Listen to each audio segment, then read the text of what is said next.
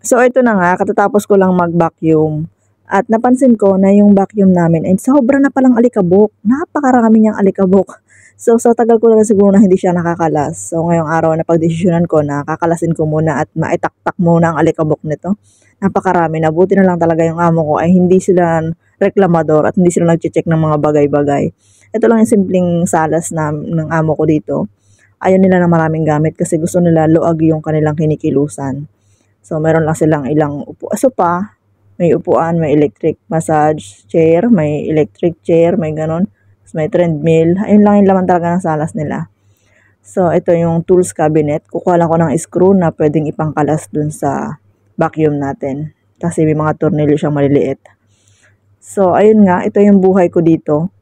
Sabi nila na maswerte daw ang mga OFW.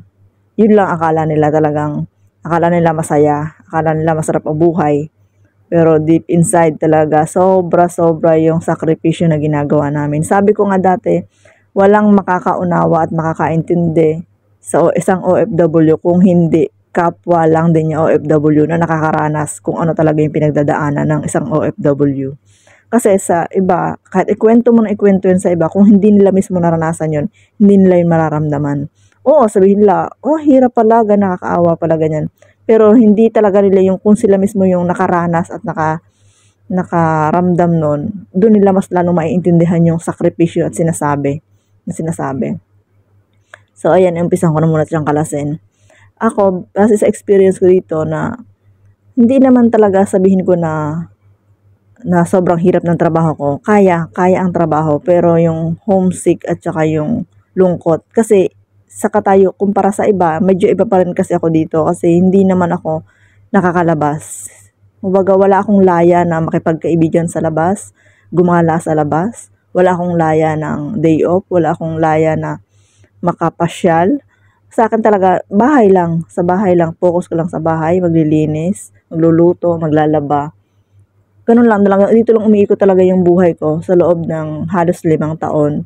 Ganun lang talaga umikot yung araw-araw na buhay ko. Pero, kaya naman, kumbaga nakasanayan ko na rin na mag-isa. Nakasanayan ako na rin na walang kausap.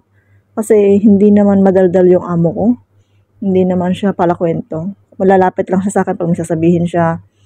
Pero hindi siya lang siya nakikipagkwentuhan. Tsaka ayoko rin ng kwentuhan siya. Ayoko rin siya kakwentuhan.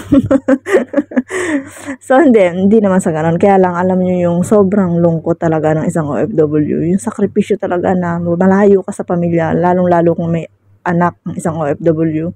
Sobrang hirap. Pero sabi nga nila, bakit nahihirapan ay hindi ka pa umuwi? Yun ang naririnig ko sa kanila lagi. Na kung nahihirapan, umuwi na lang. Buhay din naman doon. Pero may mga bagay kasi na kailangan isakripisyo. May mga bagay na, may mga opportunity minsan na hindi gustong-gusto ng iba pero nasa iyo na. So, kailangan mong pagsakripisyohan, kailangan mong pagtiyagaan. Kumbaga, hindi ko naman sinasabi na dito na talaga ako. Siyempre, pangarap ko rin talaga mag-stay doon makasama yung mga anak ko. Pero sa ngayon, konting tiis pa para sa akin. Konting tiis pa kasi meron pa akong goal na gustong maabot para bago man ako mag-stay doon, alam ko na satisfied na ako sa sarili ko na handa na talaga ako na mag-stay. Pero sa ngayon, konting tiis na lang, hindi man katagalan, hindi man kalakihan, pero darating tayo dyan. Sa ngayon talaga, kailangan mo natin magsakripisyo. Sobrang hirap nung nararamdaman, lalo na kapag may mga okasyon, pa-birthday ng anak mo, may gatherings yung pamilya, may okasyon sa pamilya nyo, lalo pag Pasko, bagong taon. Lahat ng mga okasyon na yan, parang dinudurog talaga yung puso ko, sinasabi ko lang sa inyo.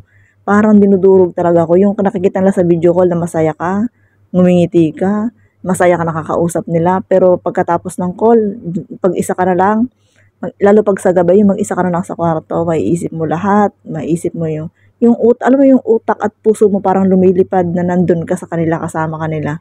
Ganun kahirap. Yung akala nila pag nagpo-post ka, akala nila masaya ka. Akala nila pagka naglabas ka ng mga picture mo, ng mga kung ano-ano mga post mo dyan, akala nila okay na okay ka. Pero hindi, minsan dinadaan lang talaga sa post yung mga gusto mong maging masaya, dadaan mo lang doon, pero deep inside talagang umiiyak ka, nalulungkot ka, at naghahanap ka talaga ng karamay, ng pamilya.